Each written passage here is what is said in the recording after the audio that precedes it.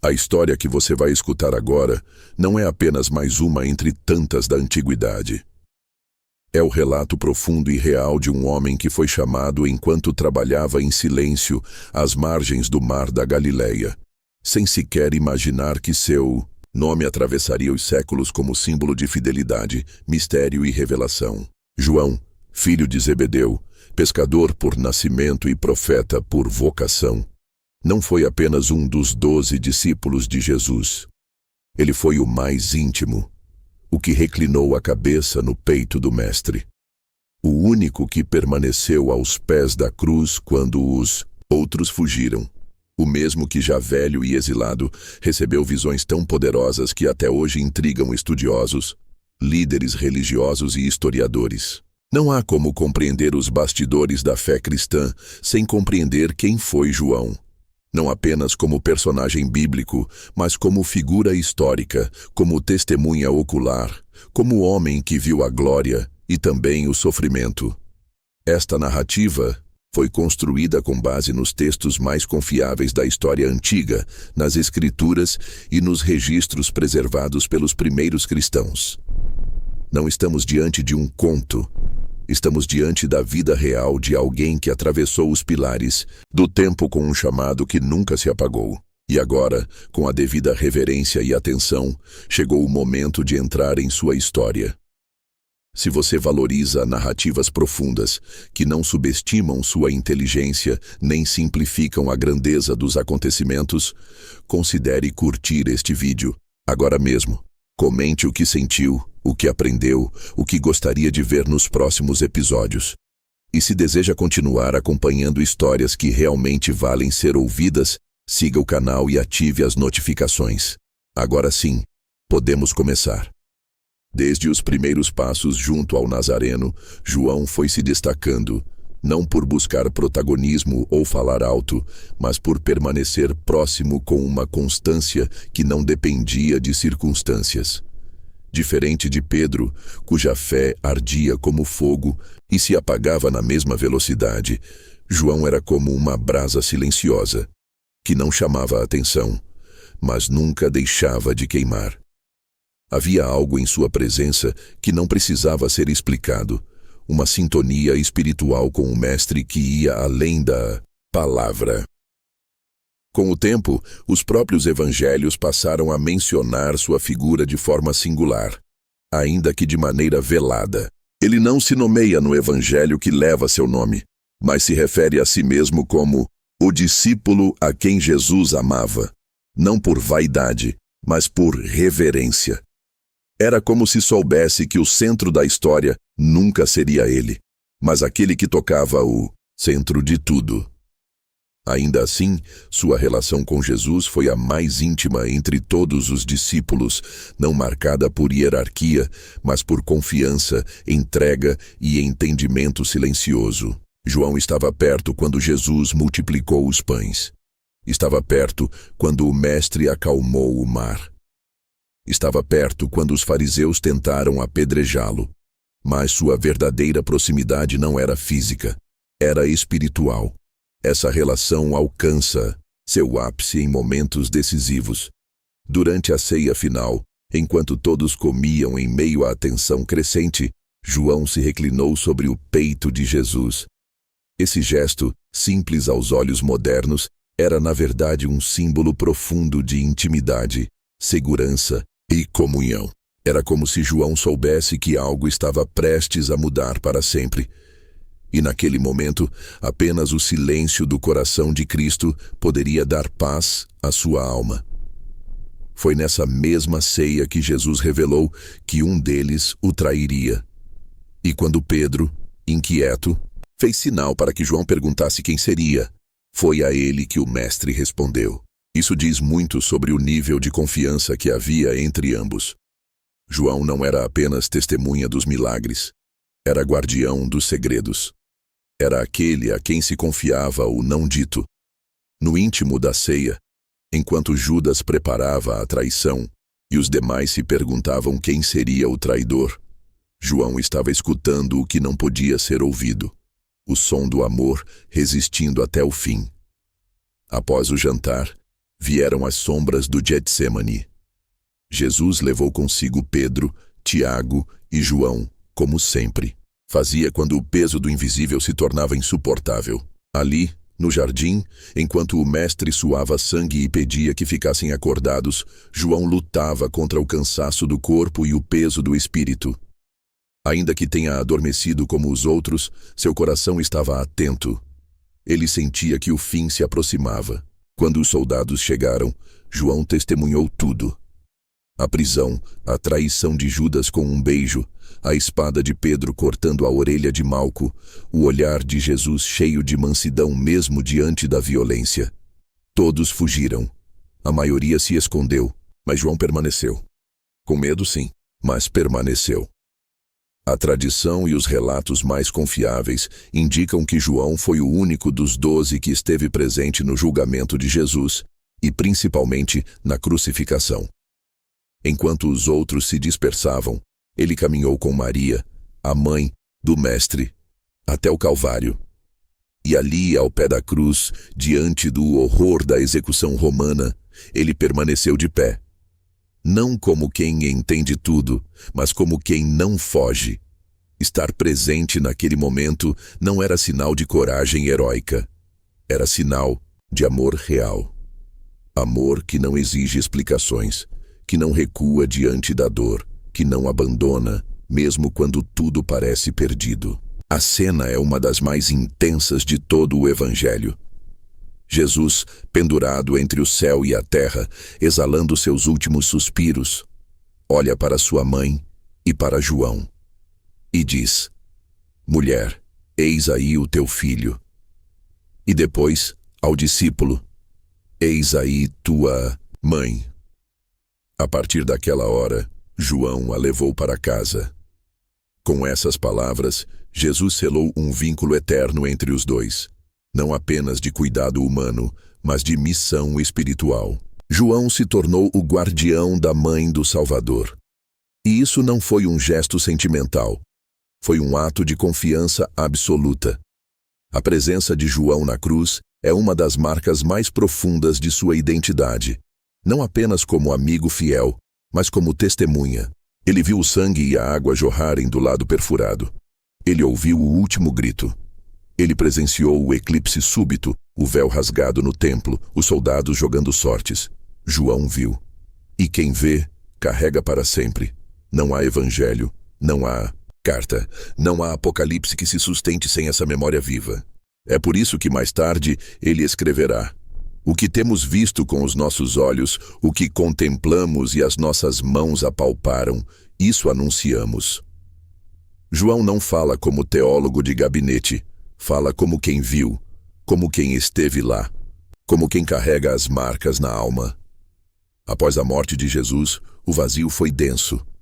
A esperança parecia morta, mas foi João, ao lado de Pedro, que correu até o sepulcro no terceiro dia, após Maria Madalena relatar que a pedra fora removida. Os evangelhos relatam que João chegou primeiro, mas não entrou. Esperou Pedro.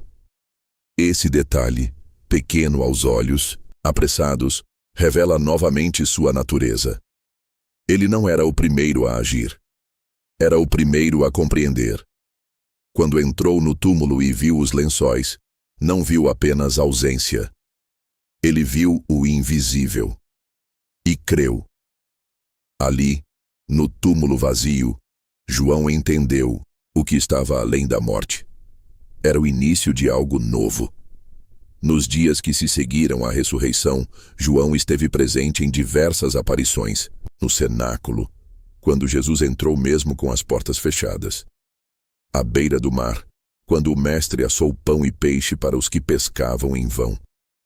Foi nessa ocasião que Jesus perguntou 3 vezes a Pedro se o amava. E quando Pedro viu João se aproximar, perguntou: E quanto a este? Ao que Jesus respondeu: Se eu quero que ele permaneça até que eu venha, que te importa? Essa resposta carregada de mistério gerou entre os discípulos o rumor de que João não morreria. Mas o próprio Evangelho esclarece: não foi isso que Jesus disse. Ainda assim, O fato é que João viveu mais do que todos os outros, e sua missão ainda estava apenas começando. João, muito antes de se tornar o último dos apóstolos, muito antes de escrever palavras que moldariam a consciência espiritual de gerações inteiras, João era apenas um jovem galileu com as mãos marcadas pela rudeza do trabalho e o olhar silencioso de quem observa mais do que fala. Filho de Zebedeu, um pescador experiente e respeitado na região da Galileia, e de Salomé, que algumas tradições identificam como uma das mulheres que mais tarde seguiria Jesus, João nasceu em um contexto simples, onde a vida se desenrolava ao ritmo das águas, das redes e das marés. A cidade de origem é incerta. Alguns apontam Betsaida, outros sugerem Cafarnaum. Mas o cenário é claro. Uma vila de pescadores à beira do mar da Galileia, onde a sobrevivência dependia da habilidade de enfrentar tempestades repentinas, da força para puxar redes pesadas e da paciência para esperar o cardume. A infância de João foi moldada pelo cheiro do sal impregnado nas roupas, pelos calos nas mãos e pela firmeza da autoridade paterna, que o ensinava a amar o ofício como uma extensão da dignidade. Era uma vida honesta, mas limitada. O horizonte era o mar, e para muitos, ali se encerrava tudo o que havia para conhecer.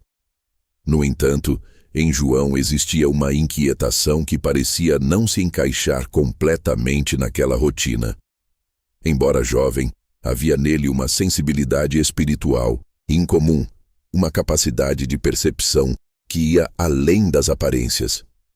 Não é por acaso que ele se tornaria mais tarde o discípulo mais atento às palavras simbólicas de Jesus, aquele que compreenderia os silêncios, os gestos e as entrelinhas com uma profundidade que os outros não alcançavam.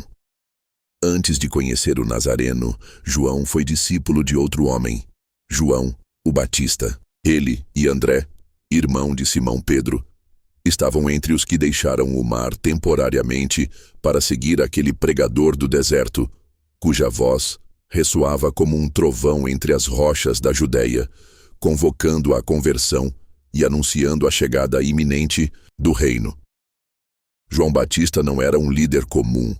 Sua figura selvagem, vestida de pele de camelo, alimentando-se de gafanhotos e mel, contrastava com os sacerdotes adornados de Jerusalém. Mas o que atraía os jovens como João não era a aparência, e sim a urgência da sua mensagem. Eles buscavam algo. Não sabiam exatamente o quê, mas sentiam que o mundo estava prestes a mudar. E estavam certos. O encontro com Jesus foi silencioso, mas definitivo. De acordo com o Evangelho de João, que a tradição atribui ao próprio apóstolo, foi André quem primeiro reconheceu o Messias ao escutar João Batista dizer: "Eis o Cordeiro de Deus." Logo depois, João também se aproximou. O texto não narra grandes falas, nem descrições teatrais. Apenas uma pergunta: "Rabi, onde moras?" Ao que Jesus respondeu: "Vinde e vede." João foi e ficou. Essa simplicidade revela algo profundo. O chamado verdadeiro não precisa de espetáculo, porque toca direto o espírito. A partir daquele dia, João nunca mais voltou a ser apenas pescador. Sua identidade passou a ser moldada por algo invisível, mas real. Tornou-se discípulo, caminhante, testemunha. O ofício de lançar redes foi transformado em missão de lançar palavras, lançar fé, lançar luz sobre os cantos escuros da alma humana. O chamado definitivo, porém, se deu à beira do mar, em um dia qualquer, talvez comum demais aos olhos de quem observa de fora, mas eterno para quem viveu aquele momento. João estava com seu irmão Tiago no barco de Zebedeu, remendando redes. Um ato quase automático de quem repete o mesmo movimento todos os dias. Foi ali que Jesus passou e os chamou com uma autoridade que não exigia explicações. "Segui-me." e eu vos farei pescadores de homens. Não há no texto registro de dúvidas, hesitações ou consultas familiares. João e Tiago deixaram tudo, barco, pai, redes, e seguiram. Esse gesto aparentemente simples era radical. Em uma cultura em que os filhos herdavam o ofício e davam continuidade à linhagem familiar, abandonar a estrutura era quase como morrer para o mundo conhecido. Mas João entendeu, talvez mais do que qualquer outro, que aquele chamado não era para uma nova profissão. Era para uma nova existência. A partir desse momento, João passou a seguir Jesus por todas as regiões, da Galileia, da Judéia e da Pérea. Testemunhou milagres, ouviu parábolas, viu multidões se espremendo para tocar o manto do Mestre, mas também viu o desprezo dos fariseus, a resistência dos doutores da lei e o crescente peso que se acumulava sobre os ombros daquele homem, que falava com mansidão, mas confrontava com firmeza. João observava. Não era o mais impulsivo. Esse papel cabia a Pedro. Também não era o mais questionador. Tomé o representava melhor.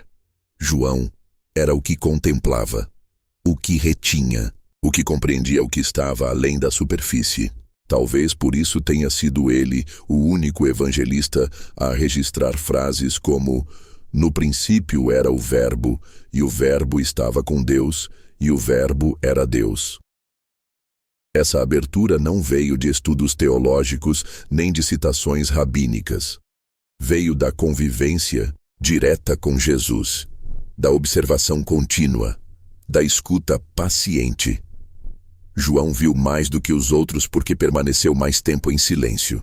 E o silêncio revela. A convivência com os demais discípulos também o forjou. Pedro, Tiago e João formavam um círculo mais íntimo com o Mestre. Foram os três chamados para testemunhar a ressurreição da filha de Jairo. Foram os três levados ao alto do Monte da Transfiguração. Foram os mesmos que estiveram mais próximos no Getsêmani, quando Jesus, em agonia, pediu que permanecessem acordados. João esteve presente em cada momento decisivo do ministério do Nazareno. Mas a presença mais marcante de todas ainda estava por vir, aos pés da cruz. Naquele primeiro ano de chamado, João ainda era um jovem, impetuoso por vezes. Ele e seu irmão chegaram a pedir que o fogo do céu descesse sobre uma aldeia que não acolhera Jesus. Por essa ousadia, foram apelidados pelo mestre de Boanerges, que significa filhos do trovão. Mas com o tempo, esse trovão foi se transformando em profundidade. A impetuosidade cedeu espaço à contemplação, a fúria ao discernimento. João foi se tornando o que estava destinado a ser. Aquele que amaria até o fim, que permaneceria quando todos fugissem, que ouviria o pulsar do coração divino no silêncio da madrugada. Esse foi apenas o começo. Após o choque da crucificação e o assombro da ressurreição, os discípulos entraram em uma nova fase de suas vidas. Uma fase marcada não pela presença física constante de Jesus, mas pela responsabilidade de dar continuidade ao que havia sido iniciado. O Cristo ressuscitado aparecia de forma intermitente, orientava, comia com eles, mas também os preparava para a ausência. João, como testemunha ocular de tudo, foi um dos que mais compreendeu a transição que estava se formando. De seguidores a líderes, de ouvintes a proclamadores, de discípulos a colunas da fé.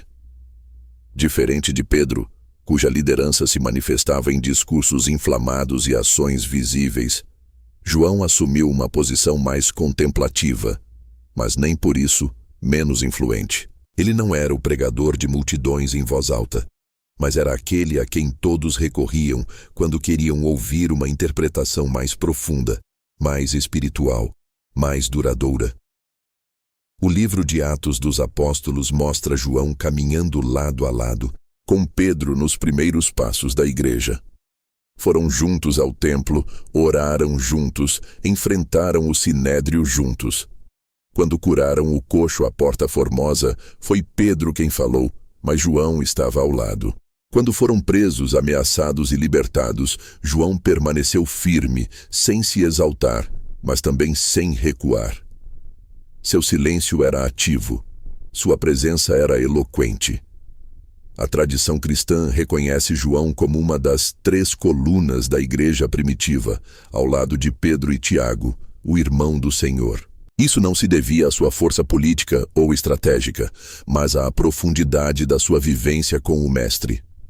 Ele era o último a quem se podia acusar de oportunismo, pois sua fidelidade vinha desde a cruz. E isso dava peso às suas palavras, mesmo quando ele não levantava a voz. Nos primeiros anos após a ascensão de Jesus, Jerusalém se tornou o centro da nova comunidade.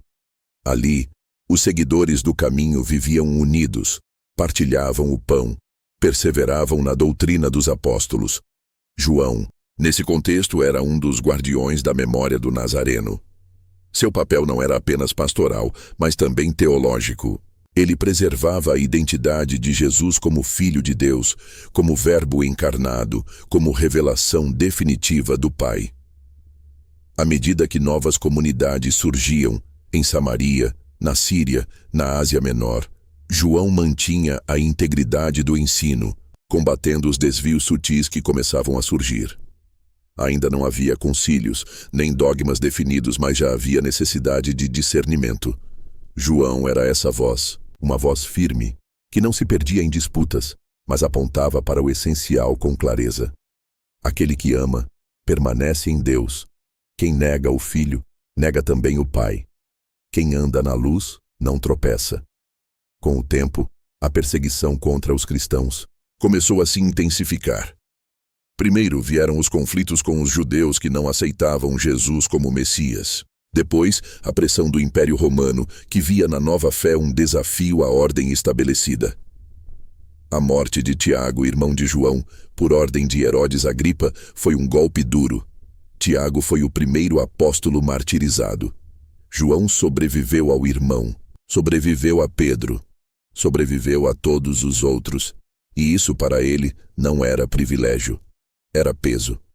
Ser o último dos 12 vivos significava carregar uma memória que não podia mais ser compartilhada com iguais. Significava estar sozinho com lembranças que o mundo não compreendia.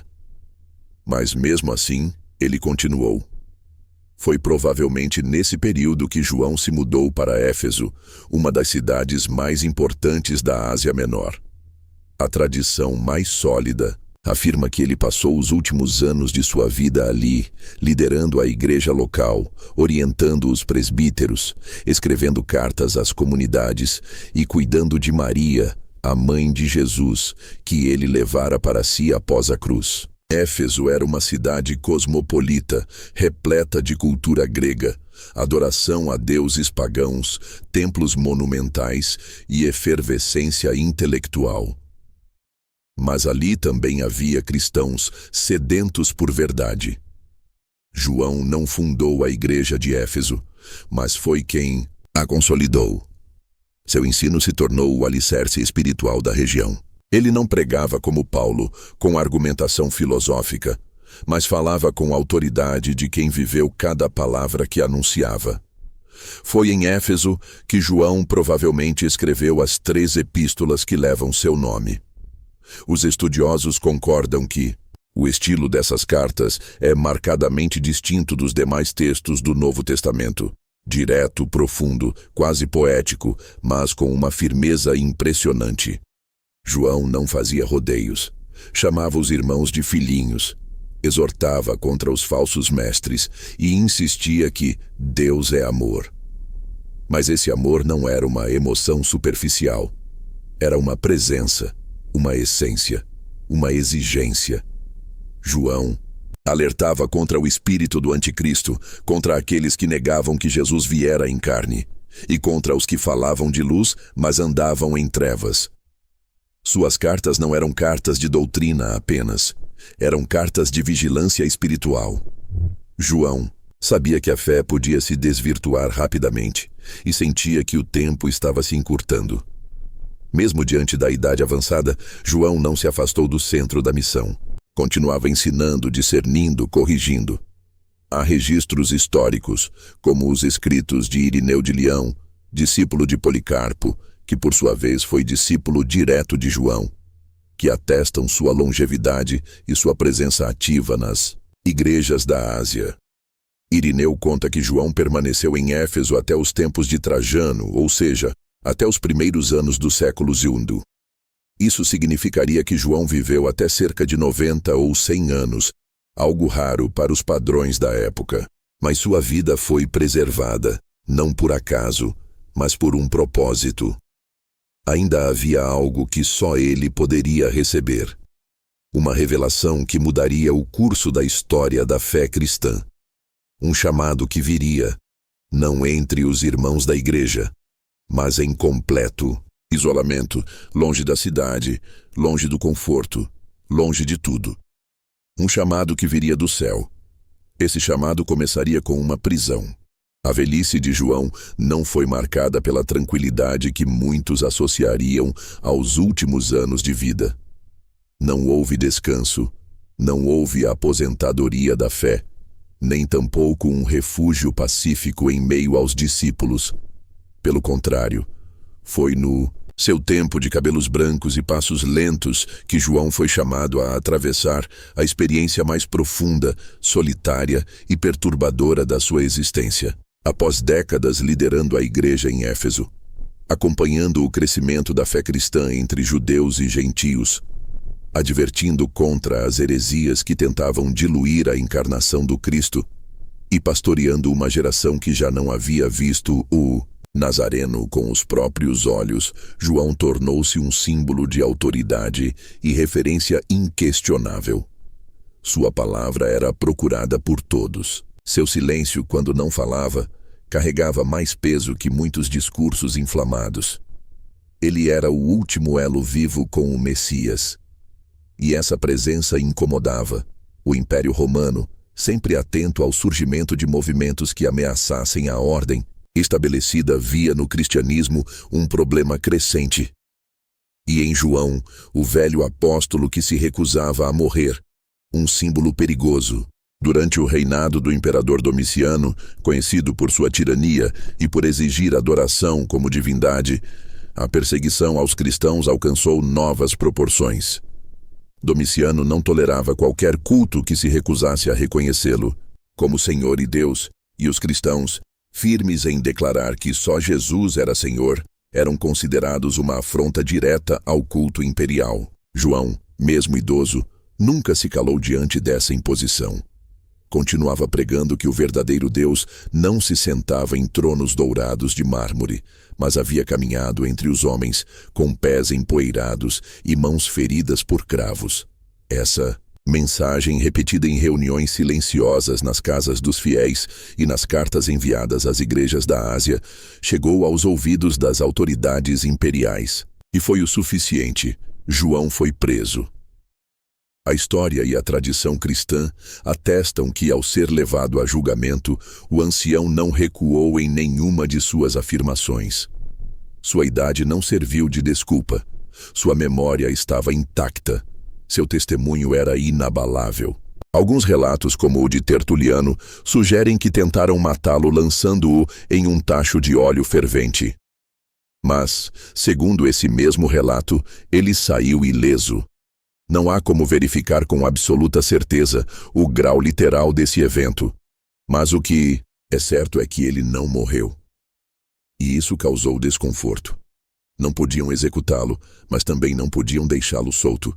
Então, decidiram bani-lo, e foi assim que João, já velho, foi exilado na ilha de Patmos, uma rocha árida no meio do mar Egeu, distante de Éfeso, da comunidade que liderava e da rotina que havia construído ao longo de décadas. Era o castigo para os que não podiam mais ser calados. Patmos não era um retiro, era um lugar de exílio forçado, um território pedregoso, com clima hostil, poucos recursos e nenhuma estrutura religiosa.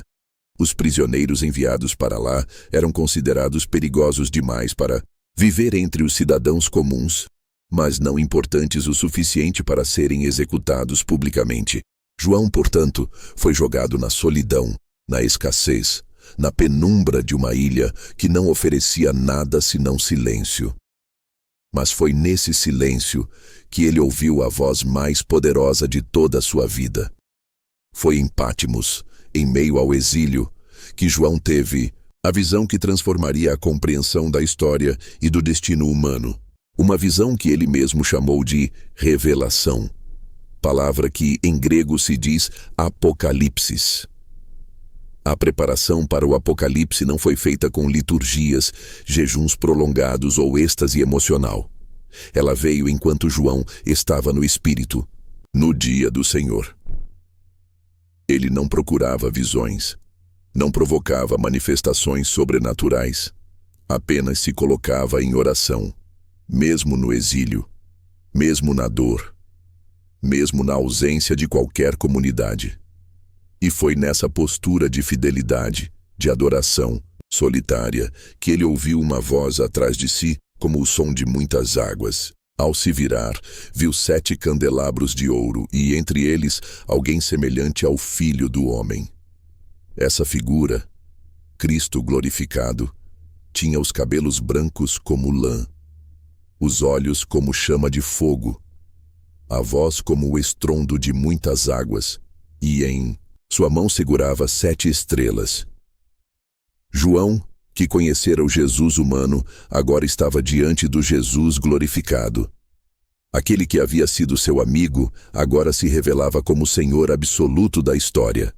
A experiência foi tão avassaladora que ele caiu como morto aos seus pés, e foi levantado com palavras que atravessaram o tempo.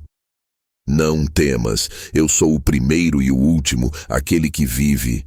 Estive morto, mas eis que estou vivo pelos séculos dos séculos.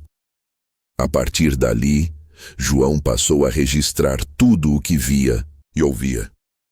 Não era uma alucinação, era uma revelação. E o conteúdo dessa revelação não foi apenas uma descrição simbólica do fim do mundo, como muitos tentam reduzir. Foi, antes de tudo, uma mensagem às igrejas do seu tempo, às 7 comunidades da Ásia: Éfeso, Esmirna, Pérgamo, Tiatira, Sardes, Filadélfia e Laodiceia. A cada uma delas, Cristo glorificado enviava uma carta, revelando sua condição espiritual, chamando ao arrependimento, elogiando os que resistiam e advertindo os que haviam se corrompido. João não escrevia de si, escrevia o que ouvia, era apenas o canal, o arauto, a testemunha. O livro do Apocalipse, como seria conhecido posteriormente, foi nascendo ali, entre rochas e silêncio, entre perseguição e adoração, entre dor e transcendência. Cada visão, cada trombeta, cada taça, cada cavalo, cada selo, cada número, tudo carregava um significado. Nada era gratuito, nada era inventado. João escrevia sob uma pressão que não vinha de fora, mas de dentro. A responsabilidade de registrar a revelação exigia mais do que tinta e papiro. Exigia santidade, atenção, discernimento e, sobretudo, obediência. Ele não escolhia o que registrar, apenas anotava.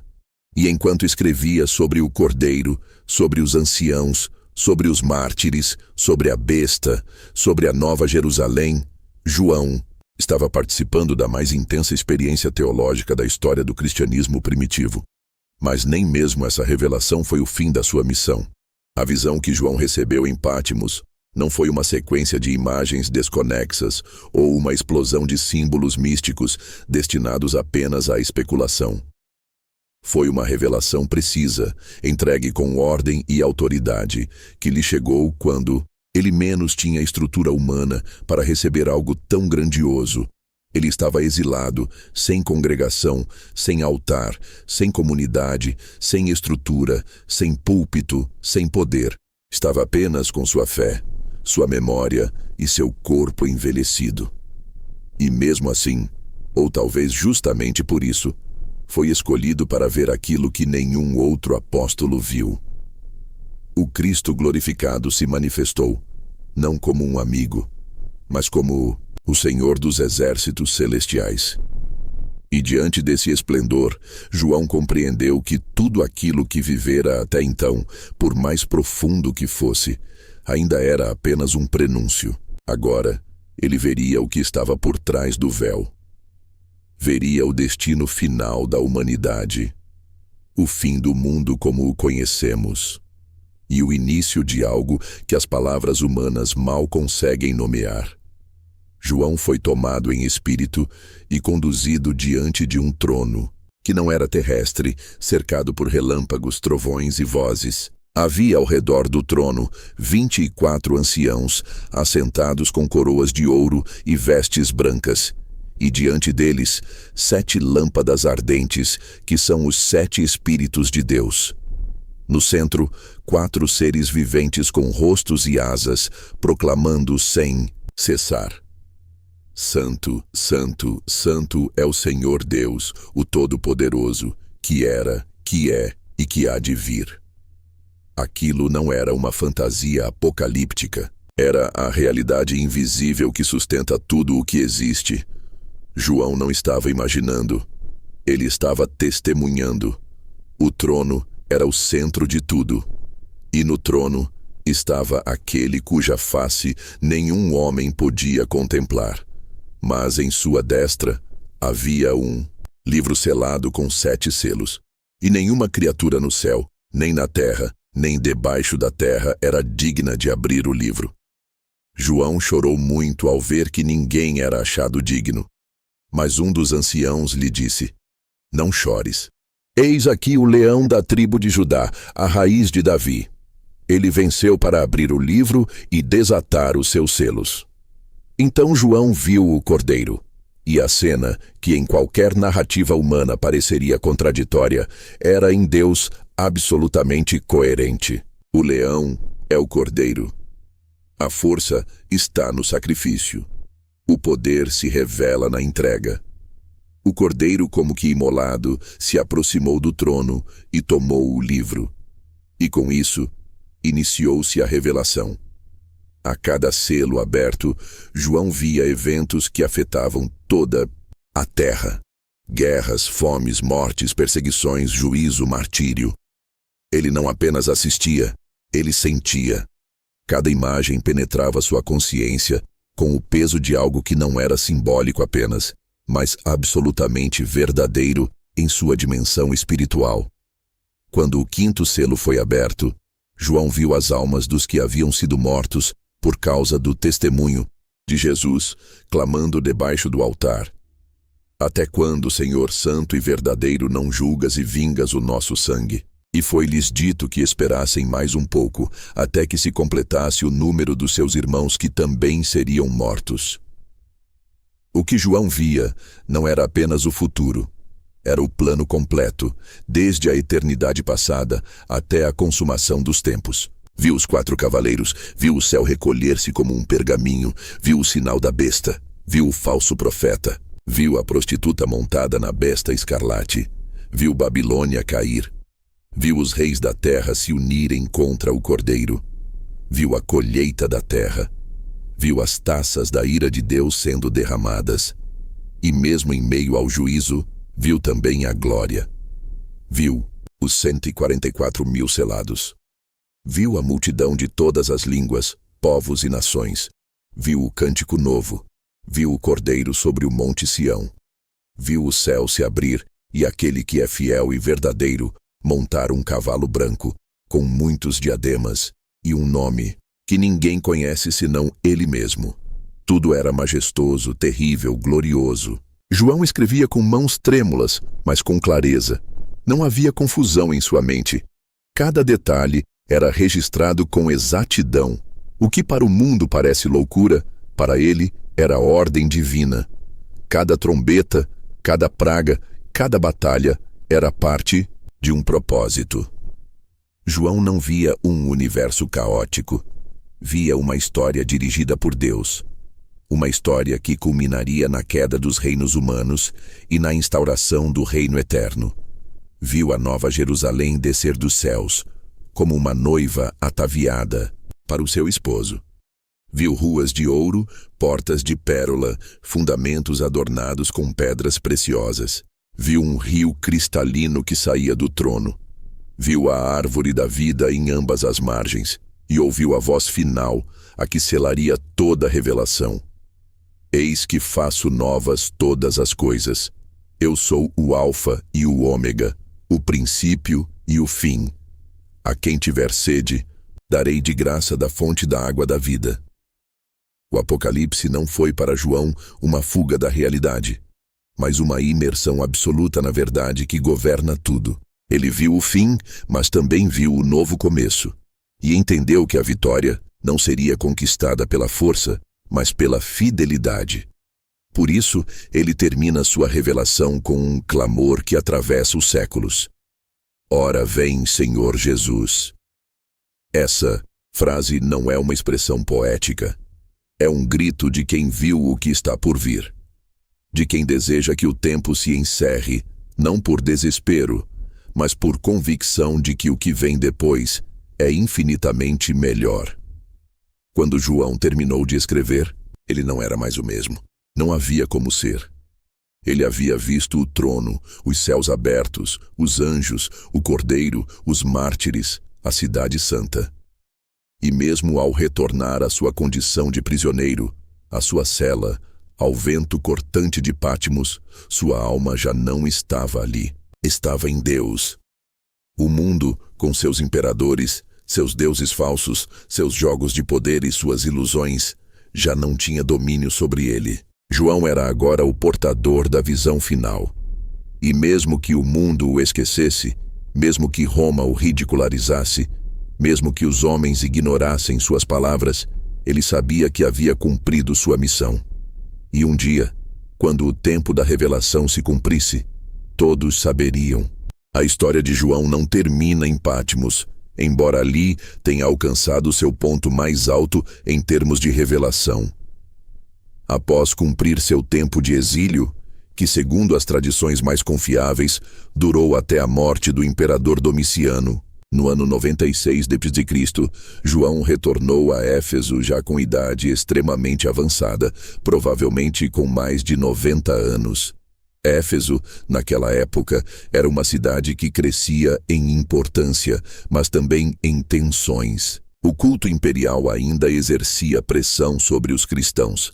As seitas gnósticas começavam a se espalhar com discursos sedutores, e a igreja, agora em sua segunda geração de crentes, precisava mais do que nunca de voz e direção. João, mesmo com o corpo frágil, era essa direção. Ele não era mais o jovem impetuoso que queria trazer fogo do céu, nem o pescador que deixara tudo para seguir o mestre. Era agora o ancião que carregava nos olhos o reflexo do trono que vira em Patmos. Sua presença em Éfeso não era a de um líder institucional, mas a de um guardião da verdade, um testemunho vivo do que havia sido dito, feito, visto e revelado. Os relatos mais antigos, preservados por figuras como Irineu de Leão e Policarpo, de Esmirna, que afirmavam ter convivido com João ou com seus discípulos diretos, descrevem essa fase final como profundamente marcante para a comunidade cristã. João já não escrevia com tanta frequência. As cartas haviam sido enviadas. O Apocalipse já estava registrado. Agora ele falava pouco, e quando falava, dizia sempre a mesma coisa. Filhinhos, amai-vos uns aos outros. Aqueles que ouviam, muitos dos quais nunca haviam visto Jesus com os próprios olhos, perguntavam: por que sempre repete isso? E João, segundo a tradição, respondia: porque este é o mandamento do Senhor, e se isso for cumprido, é o suficiente. Não. Era resignação, era síntese. Após uma vida inteira de convivência com a verdade, João havia reduzido tudo ao essencial. Não por simplismo, mas por maturidade espiritual.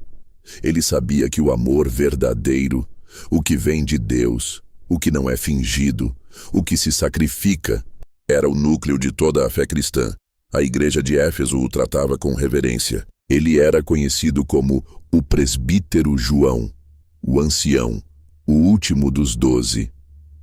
Todos sabiam que estavam diante de alguém que não apenas ouvira Jesus, mas que estivera ao seu lado nos momentos mais cruciais. Ele fora testemunha da transfiguração, da cruz, do túmulo vazio, da ascensão do Pentecostes.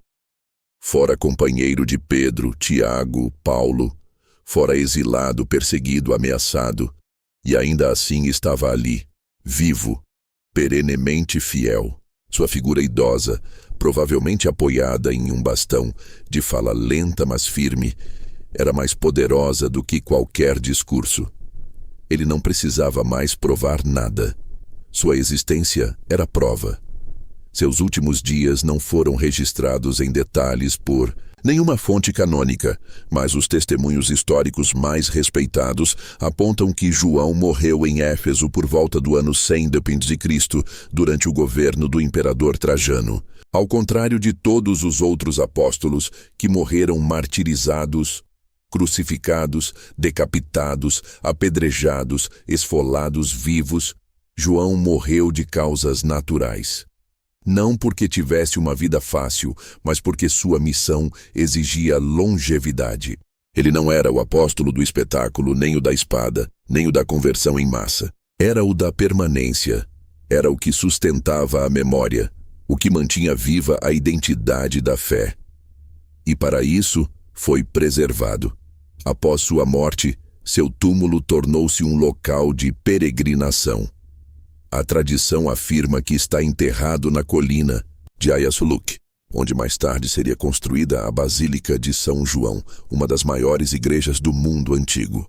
Ali, durante séculos, os cristãos foram para lembrar não apenas um homem, mas uma era. O fim dos apóstolos. O fim da geração dos que haviam tocado o Cristo com as mãos. Com João, encerrava-se uma linha direta com a encarnação. E a fé cristã passava a depender da transmissão, da fidelidade ao ensino, da preservação das palavras escritas. Ele havia sido o último a ver com os olhos. Agora, todos teriam de ver com o coração. Mas o legado de João não terminou com sua morte. Seus escritos se tornaram parte essencial do cânon cristão. O Evangelho segundo João é o mais teológico, o mais profundo, o mais ousado dos 4. Nele, Jesus é o Verbo eterno, a luz do mundo, o pão da vida, o bom pastor, o caminho, a verdade e a vida. É um Evangelho que não apenas narra, mas interpreta. Suas 3 epístolas são tratados de vigilância e amor, de combate à heresia e de proteção à comunhão. E o Apocalipse é, até hoje, o livro mais comentado, temido, mal compreendido e ao mesmo tempo fascinante das Escrituras. Nenhum outro texto inspirou tantos debates, reflexões, arrependimentos e esperanças.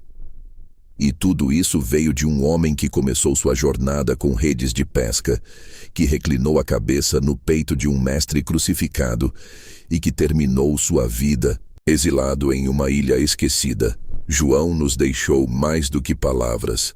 Deixou um espírito, um modo de ver, um chamado à permanência.